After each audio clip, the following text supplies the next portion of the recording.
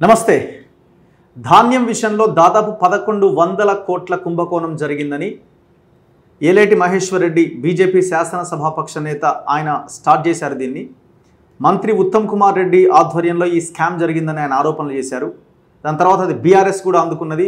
నిన్న KTR press meet పెట్టి 1100 కోట్ల స్కామ్ జరిగింది, ఇందులో పెద్ద ఎత్తున గోల్మాల్ జరిగింది, తో తన అనుకున్న వాళ్ళకి టెండర్లు కట్టబెట్టారు, బ్లాక్ లిస్ట్లో ఉన్న కంపెనీలని తెర మీదకి తీసుకొచ్చారు, ఇట్లా రకరకాల అలిగేషన్స్ చేయడం జరిగింది. దీని మీద Uttam Kumar Reddy, Sridhar Babu combined press meet కూడా ఒకటి నిర్వహించారు. ఇందులో అసలు నిజమే లేదు, అసలు మేము ధాన్యము సన్నబియ్యాన్ని అమ్మిందే లేదు, మీ ఇక్కడ 200-300 కోట్ల స్కామ్ ఎట్లా జరుగుతుంది, ఇక ధాన్యం అమ్మకాలు కొనుగోలు విషయంలో కూడా అసలు స్కామ్ జరగలేదు, మీ హయాంలోనే జరిగింది, అసలు రైస్ మిల్లర్లు ఈ దోపిడీ అంతా మీ హయాంలో జరిగిందని ఉత్తమ్ కుమార్ రెడ్డి ఒక ప్రెస్ మీట్ పెట్టారు.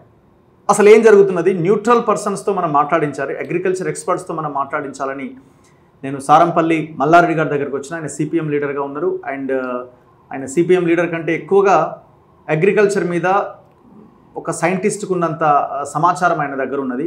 ఎప్పటికప్పుడు ఏ ఊర్లో, ఏ గ్రామంలో, ఏ మండలంలో, ఏ జిల్లాలో ఏం జరుగుతుంది అగ్రికల్చర్ మీద అని ఆయనకి రిపోర్ట్స్ ఉంటాయి. మనం మాట్లాడదాం, డిస్కస్ చేద్దాం. సార్ నమస్తే. నమస్తే. సో నిజమేనా సార్ ఇది? ఇప్పుడు ఈ 1100 కోట్ల స్కామ్ అన్న దాంట్లో వాస్తవం ఎంత? ఒకటేమో ఈ ధాన్యం కొనుగోలు అమ్మకం విషయంలో జరిగినది 800 కోట్లు అంటున్నారు, సన్నవడ్ల దాంట్లో ఒక 300 కోట్లు అనేది ఒక లెక్క చెప్తున్నారు. దీంట్లో కాంట్రాక్టర్లు, రైస్ మిల్లర్లు వీళ్ళ పాత్ర ఒకటి తెర మీదకి వస్తూ ఉన్నది. కాంగ్రెస్ అధికారంలోకి వచ్చేటప్పటికే సివిల్ సప్లైస్ సంస్థలో 32,000 కుంభకోణం జరిగిందని చెప్పని పెద్ద ఎత్తున ఆందోళన జరిగాయి. 32,000 కోట్లు. అంటే కుంభకోణం అంటే ఏమిటంటే ఐకేపీ నుంచి, సొసైటీల నుంచి కొనుగోలు చేసి మిల్లర్లు తీసుకొని ఆ మిల్లర్లు ఆ బియ్యాన్ని ఎఫ్సిఐకి పెట్టలే, సిఎంఆర్ పెట్టాలి, ఇంతవరకు కూడా పెట్టలే బియ్యం. అది ఎందుకంటే వాళ్ళకి ఎన్నైతే వడ్లు మనం ఇచ్చామో అందులో 1.5 రెట్లు అంటే 1.5 క్వింటాల్కు క్వింటాల్ బియ్యం చొప్పున వాళ్ళకు పెట్టాలి. అవి పెట్టలేదు. అవి పెట్టాలని చెప్పని వాళ్ళు అనేక సందర్భాలలో వాయిదాలు పెట్టారు. వాయిదాలు పెడితే ఆ వాయిదాల ప్రకారం ఈ మిల్లర్లు ఈ పేమెంట్ చేయాలి. పైగా మిల్లర్లు ఏం చేశారంటే బయటకు అమ్ముకున్నారు. ఓకే, దాదాపుగా బయటికి ఒక 20 లక్షల టన్నుల బియ్యం అమ్ముకోవడం జరిగింది. వాటి డబ్బులు కట్టియాలి గవర్నమెంట్కు. ఎందుకంటే గవర్నమెంట్ బ్యాంకులో నుంచి అప్పులు తెచ్చి 20,000 కోట్లు తెచ్చి ఈ ఐకేపీ ద్వారా ఈ ధాన్యం కొనుగోలు చేసింది. ఇది జరిగింది. దీని మీద కొత్త ప్రభుత్వం వచ్చిన తర్వాత సివిల్ సప్లైస్ మీద విచారణ చేశారు. అది వైట్ పేపర్ పెట్టారు. ఆ వైట్ పేపర్కు వాళ్ళు బీఆర్ఎస్ వాళ్ళు సమాధానం చెప్పారు, అయిపోయింది. ఇప్పుడు ఏమిటంటే కౌంటర్గా ఇప్పుడు కేటీఆర్ గారు ఒక కుంభకోణం 1100 కోట్లు జరిగింది అని. ఏమిటి ఆ 1100 కోట్లు అంటే 35 లక్షల టన్నుల ధాన్యం మన దగ్గర ఐకేపీ దగ్గర నిల్వ ఉన్నది. ఇది వేలం వేశారు. ఓకే, మనం కొనుగోలు చేసింది 2,220, 2,240 కొనుగోలు చేసాం క్వింటాలు. వేలం వేస్తే 1885 నుంచి 2,007 రూపాయల వరకే వాళ్ళు ఆక్షన్లో తీసుకున్నారు. అంటే 90 రూపాయల నుంచి 120 రూపాయల వరకు ఒక్కొక్క క్వింటాలకు నష్టం. ఇదంతా లెక్క పెడితే 700-750 కోట్లు అవుతుంది. కాబట్టి ఈ 750 కోట్లు నష్టానికి ఎందుకు అమ్ముకోవాల్సినటువంటి పరిస్థితి ఏర్పడింది. ఇది ఏదో కుంభకోణం జరిగింది అని చెప్పనేది ఒకటి. రెండవది ఏమిటంటే మనకు మధ్యాహ్న భోజనానికి 2,20,000 టన్నులు సన్న బియ్యం కావాలి. 2,20,000 టన్నులు మొత్తం స్కూళ్లకు ఏడాదికి. దీనికి టెండర్ పిలుస్తూ ఉంటారు. ఇప్పుడు మార్కెట్లో మేము కొనుక్కున్నది అయితే 64 రూపాయలకు కొంటున్నాం కిలో. వాళ్ళు ఏం చేశారంటే 57 రూపాయలకు కిలో చొప్పున వేలంలో తీసుకున్నారు. గవర్నమెంట్.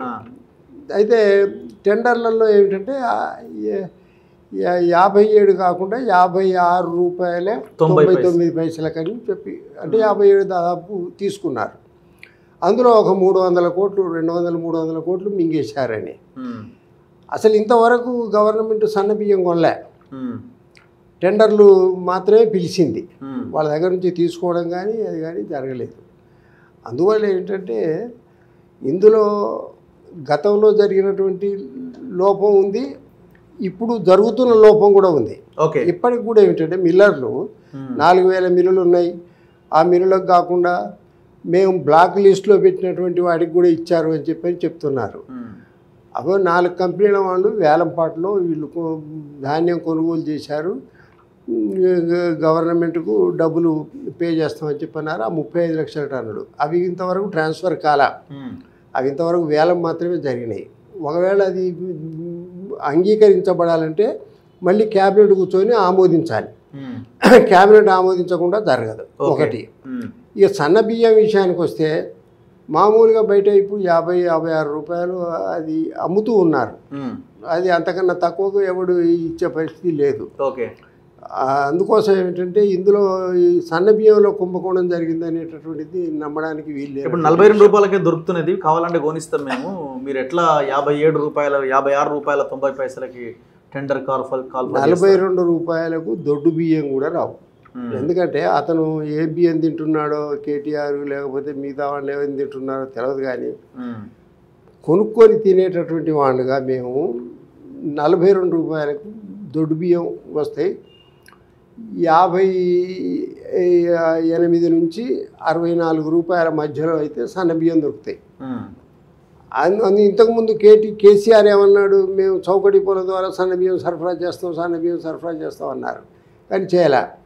ఎందుకంటే మాకు వైట్ రేషన్ కార్డు ఉంది, ఇంతవరకు ఎప్పుడు మేము సన్న బియ్యం అసలు రేషన్ దుకాణం నుంచి తీసుకురాలే, అంటే బియ్యం అమ్మడమే లేదు. అందుకోసం ఏంటంటే ఇప్పుడు మనకు 2,20,000 టన్నులు మధ్యాహ్న భోజనానికి కావాలి. తర్వాత ఇప్పుడు రేషన్ షాపుల్లో కనుక ఇవ్వదలుచుకునేది 18 లక్షల టన్నుల సన్న బియ్యం కావాలి. 18 లక్షల టన్నులు మనం మొత్తం 20 లక్షల టన్నుల సన్న బియ్యాన్ని చౌకటి పోల ద్వారా సరఫరా చేస్తున్నాం. మొత్తం 85 లక్షల కార్డులు ఉన్నాయి. ఈ 85 లక్షల కార్డులలో 53 లక్షల కార్డులే సెంట్రల్ గవర్నమెంట్ ఆమోదం. ఓకే, మిగతా కార్డులు 35 లక్షల కార్డులు ఈ పోయిన బీఆర్ఎస్ ప్రభుత్వం అదనంగా ఇచ్చింది. ఓకే, అది ఇవ్వడం కాకుండా ఏంటంటే వాళ్ళు కేంద్ర ప్రభుత్వం ఇచ్చింది 5 కిలోలు, వీళ్ళు 6 కిలోలు ఇస్తున్నారు, 1 కిలో అదనంగా ఇస్తున్నారు. కాబట్టి వీళ్ళు అదనంగా ఏంటంటే 3,300 కోట్లు సబ్సిడీ ఇస్తున్నారు రాష్ట్ర ప్రభుత్వం గతం నుంచి కూడా. అందుకోసం ఏంటంటే సన్న బియ్యం అనేది ఇంతవరకు చౌకటి పోల ద్వారా 1-2 సార్లు వచ్చినాయి తప్ప ఇంకా ఇంతవరకు రాలేదు. అసలు సన్న బియ్యం పెట్టడమే తగ్గింది.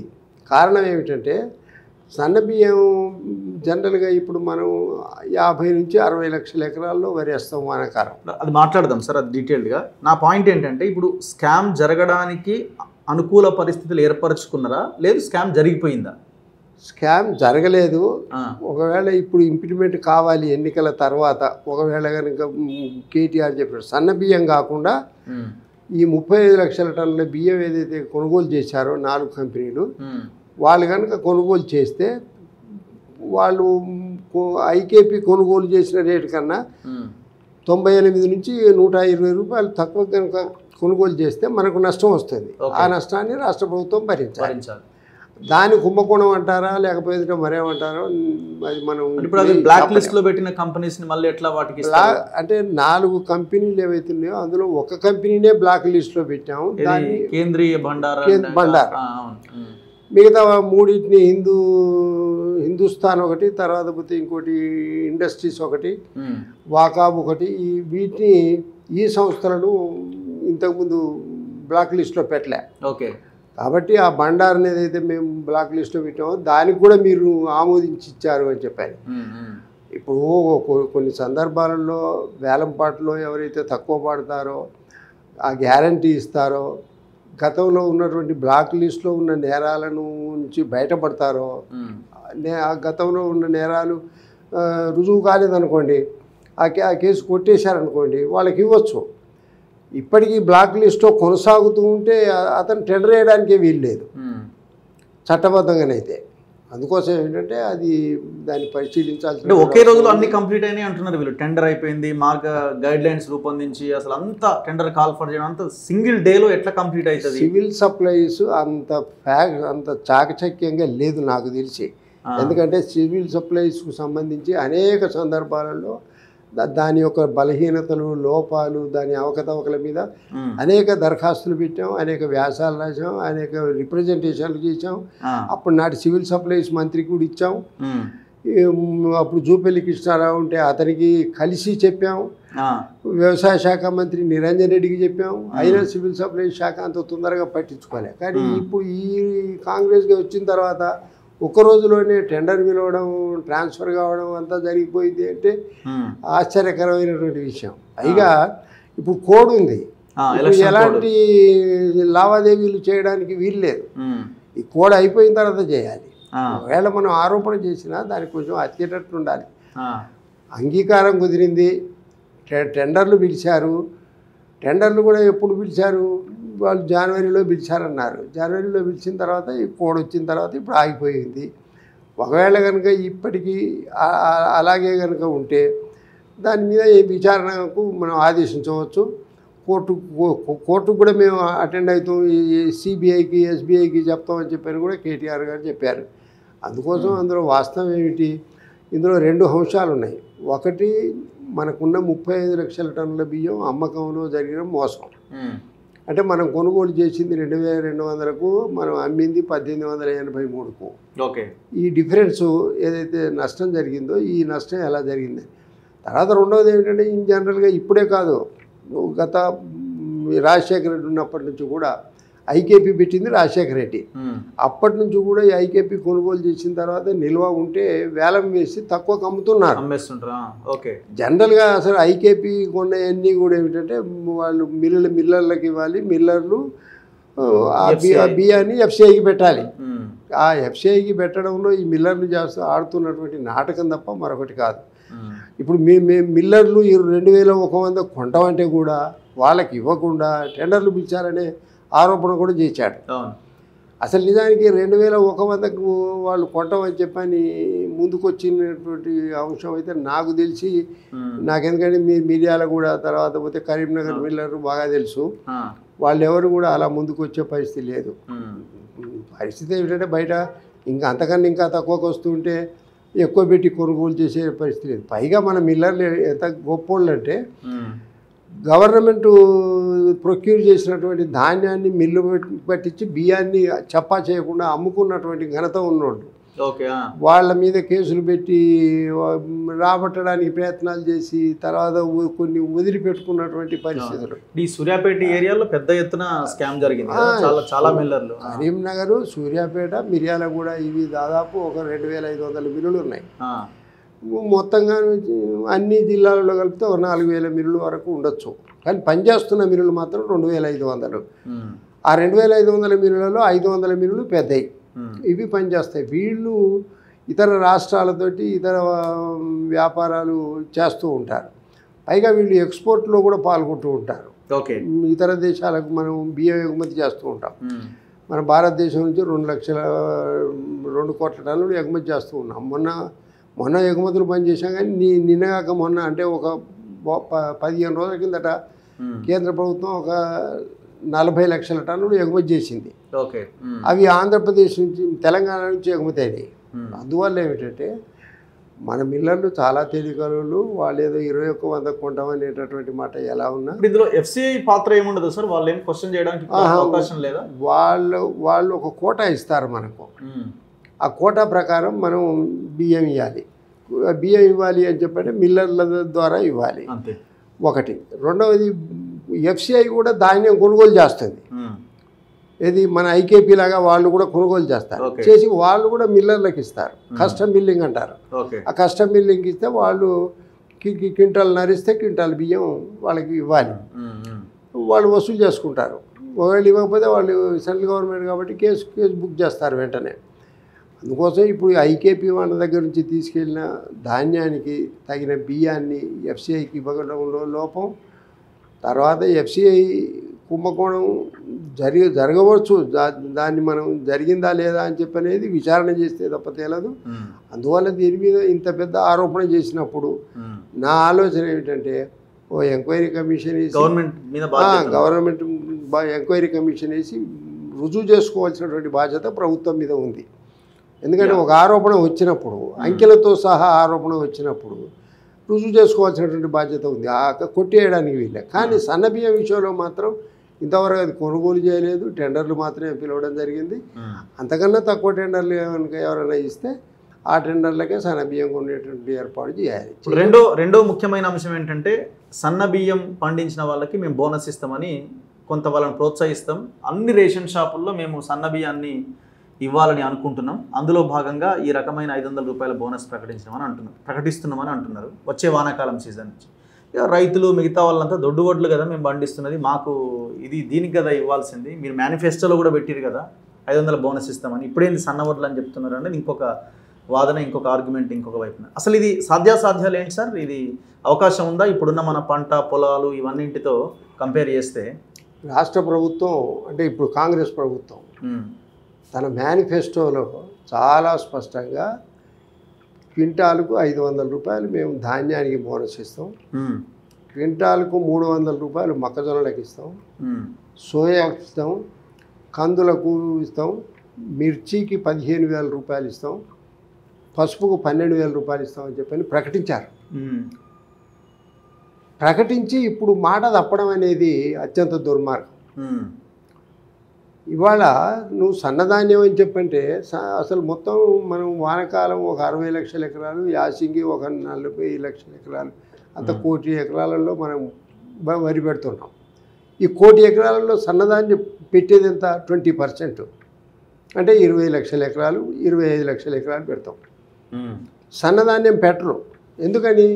సన్నధాన్యానికి జబ్బులు ఎక్కువ, పెట్టుబడి ఎక్కువ, దిగుబడి తక్కువ. ఇప్పుడు దొడ్డు ధాన్యం అయితే 20 క్వింటాలు వస్తాయి ఎకరాకు యావరేజ్గా సగటున. సన్నధాన్యం అయితే 16-17 క్వింటాలు వస్తాయి. ఇది కూడా జబ్బులు లేకపోతే. అయితే ఈ సన్నధాన్యానికి ఆల్రెడీగా ఈ మిల్లర్లు ఏమిటంటే మొట్టమొదలే మద్దతు ధర కన్నా 300-400 రూపాయలు ఎక్కువ పెట్టి కొనుగోలు చేస్తారు. ఈయన మద్దతు ధర ఇవ్వాల్సిన అవసరం లేదు.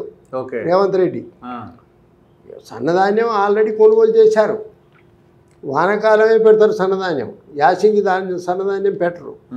యాసింగి పెట్టేటటువంటి ధాన్యానికి ఒక ప్రత్యేకత ఏమిటంటే తెలంగాణకు అది ఉప్పుడు బియ్యానికి తప్ప రా రైస్కు ఉపయోగపడదు. ఓకే. అందుకోసం తెలంగాణ నుంచి మన మొత్తం భారతదేశంలో చూస్తే ఆంధ్రప్రదేశ్ కూడా తగ్గిపోయింది. తెలంగాణ ఒకటే యాసింగి వడ్లు పండిస్తుంది.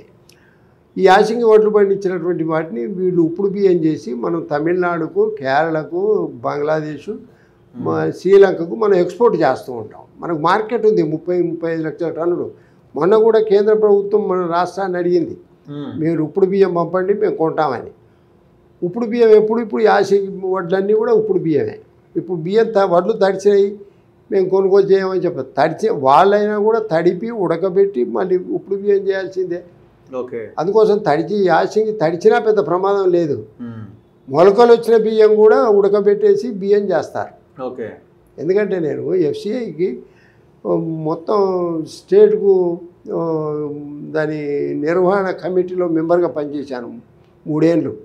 ఒక పెద్ద రిపోర్ట్ తయారు చేసి ఇచ్చాము వాళ్ళకు, సెంట్రల్ గవర్నమెంట్కు, అందులో జరుగుతున్న మోసాలు ఏమిటి అని. అందువల్ల ఏంటంటే ఉప్పుడు బియ్యం విషయానికి వచ్చినప్పుడు యాసింగి తెలంగాణ నుంచి మాత్రమే ఉప్పుడు బియ్యం ఎక్కువ మనం చేస్తాం. వానకాలం ఉప్పుడు బియ్యం చెయ్యం, రా రైసే చేస్తాం. కాబట్టి సన్నధాన్యం అంతా కూడా వానకాలమే వస్తుంది. కాబట్టి వానకాలం వచ్చినప్పుడు మిల్లర్లే 300-400 రూపాయలు ఎక్కువ పెట్టుకున్నప్పుడు మీరు ఇంకో 200 రూపాయలు అదనంగా ఇవ్వడం పెద్ద గొప్ప విషయం కాదు. అందుకోసం ప్రభుత్వం చెప్పినటువంటి మాట ఏంటంటే సన్నధాన్యం, దొడ్డు ధాన్యం అనేది మేనిఫెస్టోలో చెప్పలే. మేనిఫెస్టో నేను చూశాను, రాశాను, మీ గవర్నమెంట్ కూడా దృష్టికి తెచ్చాను. కోదన్ రెడ్డితో కూడా చెప్పాము, కోదన్ రెడ్డికి కూడా చెప్పాము. ప్రణాళికలో మీరు చాలా స్పష్టంగా ఈ బోనస్ మీరు 8 వ్యవసాయ ఉత్పత్తులకు బోనస్ ప్రకటించారు. ఆ బోనస్ను ఇంప్లిమెంట్ చేయండి. వచ్చే సంవత్సరం నుంచి చేస్తాం. వచ్చే సంవత్సరం నుంచి చేయండి. వచ్చే సంవత్సరం అంటే ఇప్పుడు యాసింగ్ అయిపోయిందిగా, ఇప్పుడు పంటలు ఏమి లేవు. ఇప్పుడు జూన్లో వేసిన పంటలకే మీరు ఇవ్వాలి. కానీ జూన్లో వేసే పంటలకు మేము సన్నిధానంతో ప్రారంభం చేస్తాం అని చెప్పని మీ వ్యవసాయ శాఖ మంత్రి తుమ్మల చెప్పడం, లేకపోతే ఇంకోటి చెప్పడం, ఇది రైతాంగంలో కానీ ప్రజల్లో కానీ తీవ్రమైన ఇప్పుడు రేషన్ షాపుల్లో సన్న బియ్యం ఇవ్వడం అన్నది ఎంతవరకు సాధ్యమని మీరు అనుకుంటున్నారు? అసలు సాధ్యాసాధ్యాలు ఏంటి? జనరల్ అందుకోసమే మేము ప్రోత్సాహమిస్తున్నామని దీనికి లింక్ చేస్తున్నారు. సన్న బియ్యం తినేవాళ్ళు ఎంతమంది ఉన్నారు? వైట్ కాలర్స్ ఉన్నటువంటి వాళ్ళు ఒక 30% పీపుల్ తింటారు. ఇప్పుడు ఇటుకలు మోసేవాళ్ళు, కన్స్ట్రక్షన్లో పనిచేసేవాళ్ళు, వ్యవసాయం చేసేవాళ్ళు, కూలికి పోయేవాళ్ళు, వాళ్ళకు సన్న బియ్యం ఇచ్చినా తినరు, దొడ్డు బియ్యమే తింటారు. అది డైజెషన్ కొంచెం కంట్రోల్ చేస్తుంది, ఆగుతుంది. ఓకే, ఇప్పుడు మేము వ్యవసాయం చేసినప్పుడు దొడ్డు బియ్యమే తిన్నాము, జొన్న అన్నం తిన్నాము, అలాంటివి తింటారు. కానీ సన్న బియ్యం తినేవాళ్ళు ఏంటంటే కుర్చీలో కూర్చొని ఉద్యోగాలు చేసేటటువంటి వాళ్ళు వీళ్ళు తింటారు. అందువల్ల దాన్ని తినేవాళ్ళ సంఖ్య కూడా తక్కువే. ఇవి సన్నబియ్యం మనం ఎక్స్పోర్ట్ చేస్తూ ఉంటాం ఎక్కువ. మనకు మిగిలినటువంటి సన్న బియ్యాన్ని ఎక్స్పోర్ట్ చేస్తూ ఉంటాం. ఇవి తినేవాళ్ళు కూడా సిటీలలో ఉన్నోళ్ళే తింటారు. మీకు పల్లెటూళ్ళలోకి పోతే సన్న బియ్యం ఏం తింటారు? సన్న బియ్యం తినే కుటుంబాలు 10-12 ఉంటాయి. అందరూ దొడ్డు బియ్యం తినేస్తారు. అందుకోసం అది అరగడం ఆలస్యం, జీర్ణం కావడం ఆలస్యం జరుగుతుంది. కాబట్టి ఎందుకంటే వాళ్ళు పొద్దుట్లి 10 గంటలకు భోజనం చేసిపోయి మళ్ళీ సాయంత్రం 6 గంటలకు వచ్చి తినడంత వరకు ఉంటుంది. అదే సన్నబియ్యం అయితే డైజెషన్ ఒక 2 గంటలలో అయిపోతుంది. ఓకే, అందుకోసం ఏంటంటే సన్నబియ్యం ఇవ్వడం అసాధ్యం. అది ఇంతకుముందు కేసీఆర్ 3-4 సంవత్సరాలు అసాధ్యం ఎట్లా అవుతుంది? అంటే ఎక్కువ పండించి ఇవ్వడానికి అవకాశం ఉండదా సార్? ఎక్కువ పండించాలి అని చెప్పంటే అసలు గవర్నమెంట్ దాన్ని సన్నబియ్యం ఇంతకుముందు 10 ఏళ్ల కిందట ఏమిటంటే 3 రకాల ధరలు నిర్ణయించింది కేంద్ర ప్రభుత్వం. Super fine, A grade, B grade అని. ఓకే, ఆ తర్వాత ఏమిటంటే 10 ఏళ్ళ తర్వాత ఈ సూపర్ ఫైన్ తీసి పారేసింది. తీసేసి ఏ గ్రేడు, సి గ్రేడ్ అనే పెట్టింది. ఓకే, ఇప్పుడు ధాన్యానికి ఎంఎస్పి నిర్ణయించడం అనేది ఏ గ్రేడ్, సి గ్రేడే. సూపర్ ఫైన్ తీసేశారు. కాబట్టి సూపర్ ఫైన్ మిల్లర్లు ఆల్రెడీ కొనేస్తున్నారు.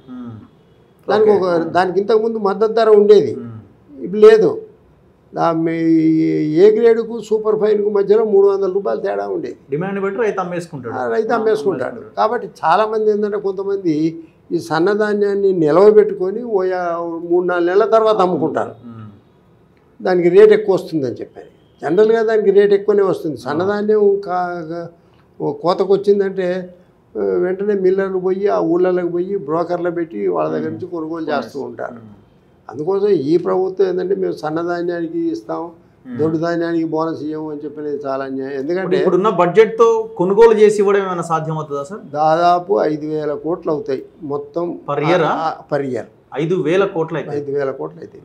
ఎందుకంటే మన పక్కన ఉన్నటువంటి కర్ణాటక ప్రభుత్వం 250 రూపాయలు బోనస్ ఇచ్చింది. బోనస్ ఇస్తే దాన్ని మోడీ ప్రభుత్వం ఏం చేసిందంటే నువ్వు బోనస్ కనుక ఇస్తే నీ దగ్గర నేను ప్రొక్యూర్ చేయనని చెప్పని బెదిరిస్తే వాళ్ళు బోనస్ ఆపేశారు. ఇప్పుడు కేరళ గవర్నమెంట్ 700 రూపాయలు బోనస్ ఇస్తూ ఉన్నది దొడ్డు వాటికే కేరళ ప్రభుత్వం.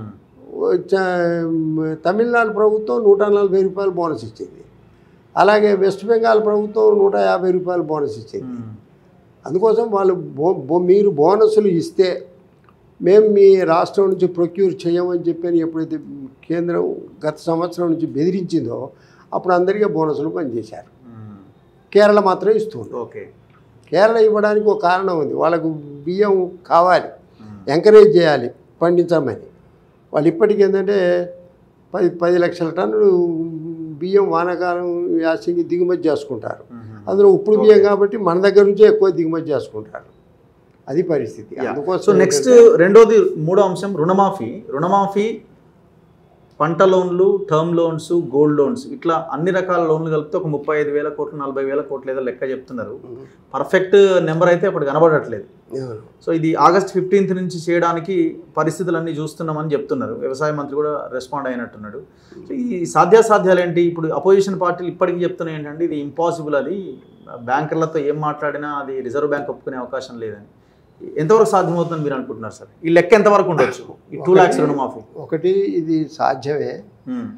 28,000 కోట్లు అవుతాయి ఇప్పటికి మాకు వచ్చిన ప్రాథమిక అంచనా ప్రకారం. ఈ 3 టైప్స్ లోన్స్ ఈ 2 లక్షల రూపాయల రుణం కనుక మొత్తం మాఫీ చేస్తే 28,000 కోట్లు మాఫీ అయింది. దీన్ని గతంలో జరిగినటువంటి అనుభవం చెప్తాను నేను. విపి సింగ్ ఉన్నప్పుడు మొత్తం భారతదేశంలో 72,000 కోట్లు మాఫీ చేశాడు. చేసి ఏం చేశాడంటే అతను బాకీ మొత్తం బ్యాంకుల యొక్క లోన్ అంతా కూడా తమ సెంట్రల్ గవర్నమెంట్ ఖాతాలో ఒకటి క్రియేట్ చేసి ఖాతా చేసుకున్నాడు. కార్పొరేషన్ టైప్ వేసుకొని రైతులను రుణవిముక్తులు చేసి వాళ్ళకి నోటీస్ సర్టిఫికేట్ ఇచ్చేశాడు. మన ఉమ్మడి ఆంధ్రప్రదేశ్కు 11,000 కోట్లు మాఫీ అయినాయి. తర్వాత మనకు వెంటనే అప్పులు వచ్చినాయి. కానీ కేసీఆర్ ఏం చేశాడంటే మొట్టమొదటి విడత మనకు మాఫీ చేసినప్పుడు 16,000 కోట్లు మాఫీ చేశాడు, 4 విడతలు. అయితే 16,000 కోట్లు 4 విడతలు ఆయన మాఫీ చేయడం వల్ల రైతుల మీద 9,800 కోట్లు వడ్డీ పడింది. రెండో విడత మళ్ళీ 1,00,000 రూపాయలు మాఫీ అన్నప్పుడు ఏంటంటే 25,000 కోట్లు మాఫీ వచ్చింది. 25,000 కోట్లకు 20,000 కోట్లు మాఫీ తను ఇచ్చాడు. ఇంకా 5,000 కోట్లు బాకీ అలా ఉంది. అది కూడా 4 విడతలు కావడం చేత ఏమిటంటే మళ్ళీ వడ్డీ 10,000 కోట్లు పడింది. అయితే ఈ వడ్డీ 4 విడతలు పడడం అనేది పక్కకు పెట్టండి. ఇప్పుడు రైతు బాకీ కనుక ఉంటే బ్యాంకు రుణం ఇవ్వదు. మొత్తం బేబాక్ అయితేనే రుణం ఇస్తుంది, పూర్తిగా తీర్స్తేనే, లేదా బుక్ అడ్జస్ట్మెంట్ అనేది చేసుకోవాలి. కొత్త రుణం ఇచ్చే పరిస్థితి లేదు. అందువల్ల ఏమిటంటే మనం చెప్పింది రుణాన్ని ఏకమొత్తంగా మాఫీ చేయండి. అంతే. మీ ఖాతాలో మీరు ఖాతా క్రియేట్ చేసి మీ ఖాతాలో వేసుకోండి. వేసుకొని మీరు బ్యాంకులకు ఒప్పందం చేసుకొని బ్యాంకులకు ఇస్తూ ఉండండి. రైతులు రుణవిముక్తి చేస్తే వీటికి మళ్ళీ అప్పు వస్తుంది. ఒకటి. రెండవది ఏంటంటే మన రాష్ట్రంలో 72 లక్షల మంది రైతులు ఉన్నారు. ఓకే. ఇందులో అప్పులు వచ్చేది 45 లక్షల మందికి. మిగతా 25 లక్షల మందికి ఇంతవరకు వాళ్ళు బ్యాంకు గడప దొక్కలే. స్వాతంత్ర్యం వచ్చినప్పటి నుంచి వాళ్ళకి అప్పులు లేవు, ఏవి లేవు. బ్యాంకు రుణాలు అని చెప్పడమే తప్ప ఆ వచ్చినోడికే వస్తూ ఉన్నాయి. వాళ్ళకు కూడా ఆర్బీఐ చెప్పినటువంటి నిబంధనల ప్రకారం రుణాలు ఇవ్వడం లేదు. స్కేల్ ఆఫ్ ఫైనాన్స్ అని ఒకటి ఉంటుంది. ఒక ఎకరానికి 10,000 రూపాయలు ఇవ్వాలి అని చెప్పని నిర్ణయిస్తే 10,000 ఇవ్వాలి. కానీ ఏ 4,000 3,000 ఇచ్చేసి ఓడగొట్టుకుంటున్నారు. అందువల్ల ఏంటంటే ఈ మాఫీ 28,000 కోట్లు రాష్ట్ర ప్రభుత్వం తన ఖాతా క్రియేట్ చేసి వేసుకొని బ్యాంకర్ల సమావేశం జరుపుతారు. లీడ్ బ్యాంక్ ఒకటి ఉంటుంది మనకు, ఎస్బీఐ లీడ్ బ్యాంకు. ఆ లీడ్ బ్యాంకు ద్వారా ఈ బ్యాంకర్ల సమావేశం ప్రతి నెల జరుగుతుంది. వాళ్ళు ఒక ఖాతా ఓపెన్ చేసి వేసుకొని బ్యాంకు గ్యారంటీ ఇచ్చి వాళ్ళు గవర్నమెంట్ గ్యారంటీ ఇస్తే వాళ్ళు అంగీకరిస్తారు. ఇంట్రెస్ట్తో సహా వాళ్ళు పే చేసుకుంటారు. రైతులు రుణ విముక్తులు అవుతారు. రైతులకు మళ్ళీ తిరిగి కొత్త అప్పు వస్తుంది. అందుకోసం ఇది సాధ్యమే.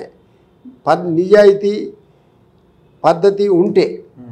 లేదు మళ్ళీ తచ్చాడుతూ బ్యాంకులు అంగీకరించకపోయే సమస్య లేదు. బ్యాంకులు అంగీకరిస్తాయి. కారణం ఏమిటంటే మన బడ్జెట్ నిధులన్నీ కూడా ఆ బ్యాంకుల్లోనే డిపాజిట్లు పెడతారు. మన బడ్జెట్ డబ్బులతోటి ఆ బ్యాంకులు బిజినెస్ చేస్తూ ఉంటాయి. ఆ కన్సర్న్ మినిస్టర్ ఎవరైతే ఇప్పుడు ఒక R&B శాఖ ఉంది, ఆ శాఖకు 100 కోట్లు కేటాయిస్తే ఆ 100 కోట్లు బ్యాంకులో వేస్తాడు తన డిపాజిట్. ఆ వేసినందుకు అతనికి కొంత బహుమానము లేకపోతే ఏదో ఒకటి ఇస్తారు. అందుకోసం మన డబ్బులతోటే బ్యాంకులు చేస్తాయి. కాబట్టి గవర్నమెంట్కి వ్యతిరేకంగా బ్యాంకులు పోయే పరిస్థితి లేదు. క్యాబినెట్ కనుక ఆమోదించి మేము ఖాతా ఓపెన్ చేయమని చెప్పండి, చేయాల్సిందే. ఇప్పుడు అందరికి ఇవ్వాల్సిందేనా? Crop loan, term loan, gold loan అందరికి ఇవ్వాల్సిందేనా? అంటే క్రాప్ లోన్ వీళ్ళు మరి మేనిఫెస్టోలో పంట రుణాలనే పెట్టారు. మరి వాళ్ళు ఒకటి పెట్టారు ఏంటంటే డిసెంబర్ 9 వరకు ఎవరైతే బాకీ ఉన్నారో వీళ్ళు ప్రమాణ స్వీకారం చేసే నాటికి, ఆ రోజు సోనియా గాంధీ జన్మదినం కాబట్టి ఏంటంటే ఆ డేట్ ఒకటి కట్ ఆఫ్ డేట్ అని నిన్న ప్రకటించారు. ఆ కట్ ఆఫ్ డేట్ కాడికి డిసెంబర్ 9 వీళ్ళ గవర్నమెంట్ అధికారానికి వచ్చే వరకు ఎవరైతే బాకీ ఉన్నారో ఆ లీస్టులు బ్యాంకుల నుంచి పంపించమని చెప్పని అడిగారు. ఆ సమాచారం అంతా సేకరిస్తున్నారు. అది అంత సమాచారం సేకరించిన 28,000 కోట్లకు మించే కాదు. ఓకే. అందుకోసం ఇది 3-4 సంవత్సరాల్లో రాష్ట్ర ప్రభుత్వం ఆ బాకీ తీర్చడం సాధ్యం అవుతుంది. ఇప్పుడు అదే కాకుండా ఏంటంటే ఇంతకుముందు పోయిన గవర్నమెంట్ తెచ్చినటువంటి బాకీ ఇంట్రెస్ట్ కూడా మనం కడుతున్నాం కదా, ఇప్పటికే 30,000 కోట్లు కట్టారుగా. అందుకోసం అదే పెద్ద సమస్య కాదు. తెలంగాణకు ఓ ఇన్కమ్ ఉంది, ప్రతి నెల మనకు 12 నుంచి 15,000 కోట్ల ఆదాయం వస్తుంది. అందులో ఒక 3,000 కోట్లు వేతనాలు గీతనాలు ఇవి పోతాయి, ఇంకో 2,000 కోట్లు పెన్షన్లు పోతాయి, 5,000 కోట్లు పోతాయి. మిగతా డబ్బులు గవర్నమెంట్ తాను అనుకున్న ఖర్చు పెట్టుకోవచ్చు. లాస్ట్ అంశము రైతు బంధు గురించి మాట్లాడాలి. రైతు భరోసాని కొత్త పేరు పెట్టారు. 15,000 అంటే 7,500 7,500 ఇస్తామని మంత్రి చెప్తున్నారు. కానీ కౌలు రైతుల విషయానికి వస్తే అది రైతులు కౌలు రైతులే చూసుకోవాలి, వాళ్ళు అఫిడవిట్ ఇవ్వాలి. ఎవరైతే భూమి ఉన్నదో ఆ భూమి కౌలుకి ఇచ్చిండో రైతు, సో ఆ భూ యజమాని కౌలు రైతుకి అఫిడవిట్ ఇవ్వాలి. అఫిడవిట్ ప్రకారంగా మేము కౌలు రైతుకి రైతు బంధు ఇస్తామన్న ఒక కండిషన్ పెడుతున్నట్టున్నారు. ఇది ఎంతవరకు సాధ్యమవుతుంది సార్? ఎందుకంటే మొన్నటిదాకా వాళ్ళకి పడ్డది కాబట్టి వాళ్ళు ఎందుకు వదులుకుంటారు? రఘు గారు మీరు చెప్పింది ఇది అసాధ్యం. కారణం ఏమిటంటే గత ప్రభుత్వం బీఆర్ఎస్ ప్రభుత్వం ధరణి అని ఒకటి తెచ్చింది. ధరణి అంటే ఏమిటి? మీకు పట్టాదారుకు హక్కులు ఉంటాయి, కౌలుదారు కానీ సాగుదారు కానీ హక్కులు ఉండవని సంబంధం లేదు. అది ఏం చేశారు, ఆ చట్టం తేవడానికి ఒక చిన్న మార్పు చేశారు. 1971 పాస్బుక్స్ యాక్ట్ సెక్షన్ 26ను రద్దు చేశారు. కేసీఆర్ 1971 పాస్ పుస్తకాల చట్టం సెక్షన్ 26ను రద్దు చేశాడు. ఆ సెక్షన్ 26 ఏం చెప్తుందంటే పట్టేదారుకు పాస్ పుస్తకం ఇవ్వాలి, పట్టేదారుతో పాటు సాగులో ఎవడుంటే వాడు, కౌలుదారు కానీ కుదోబెట్టుకున్నోడు కానీ అక్రమంగా ఆక్రమించినోడు కానీ ఎవడుంటే వాడు కూడా పాస్ పుస్తకం ఇవ్వాలి. ఎప్పుడైతే అది రద్దు చేశావో ఆటోమేటిక్గా పట్టేదారికే పాస్ పుస్తకం పోయింది, వీళ్ళందరూ ఎగిరిపోయారు. ఇప్పుడు నేను మొన్నటి నుంచి ఈ గవర్నమెంట్ వచ్చినప్పటి నుంచి పదే రాశాను, తర్వాత పోతే మన ధరణి కమిటీకి కూడా చెప్పాను, మీరు ఏ చట్టాన్ని అయితే రద్దు చేశాడో తిరిగి ఆ చట్టాన్ని పునరుద్ధరించండి. పునరుద్ధరిస్తే ఆటోమేటిక్గా కౌలుదారు వచ్చి పడతాడు. అంతేగాని అసలు ఈ కౌలుదారు పట్టేదారులు ఎప్పుడు కూడా కౌలుదారులకు రాయరు. కారణం ఏంటంటే వాళ్ళు అకారణ భయం. అసలు నిజానికి ఏ కారణం నాకు తెలిసి ఇంతవరకు నేను 60-70 సంవత్సరాల నుంచి చూస్తున్నాను, ఏ కౌలుదారు ఈ భూమి నాదని చెప్పని తిరగబడలే, ఏమన్నా లిటిగేషన్స్ ఉంటే తప్ప. అందువల్ల ఏమిటంటే కౌలుదారుకు హక్కు కల్పించాలి అని చెప్పనే మనం 2011 చట్టాన్ని మనం అప్పుడు రఘువీరారెడ్డి తర్వాత రాజశేఖర రెడ్డిని బట్టి తెచ్చాం. మనం చెప్తేనే ఆయన చట్టం తెచ్చాడు. కౌలుదారి చట్టాలు 4-5 ఉన్నాయి. ఆ 4-5 మన రాష్ట్రానికి అప్లై చేసి ఉన్నాయి. ఇప్పుడు 2011 చట్టం కూడా అందులో ఏముంది, గ్రామ సభ జరిపి గ్రామ సభలో కౌలుదారులను ఐడెంటిఫై చేయాలి. భూ యజమాని కాదు, గ్రామంలో అందరికీ వాస్తవాలు తెలుసు కాబట్టి ఎవరైతే కౌలు దున్నుతున్నారో అక్కడ చెప్తారు, వాడి పేరు నోట్ చేయడంను ఈ పట్టేదారికి ఇవ్వకుండా కౌలుదారు పేరు మార్చాలి. వాడికి కార్డు ఇవ్వాలి, ఎల్ఈసి కార్డు అని చెప్పాను, లోన్ ఎలిజిబిలిటీ కార్డు అని. ఆ కార్డు ఇస్తే 4 హక్కులు ఉంటాయి. ఒకటి క్రాప్ లోన్ ఇస్తారు, రెండవది ప్రకృతి వైపరీత్యాల పరిహారం ఇస్తారు, మూడవది ప్రభుత్వ పథకాలు ఇస్తారు, 4వది బీమా సౌకర్యం కల్పిస్తారు.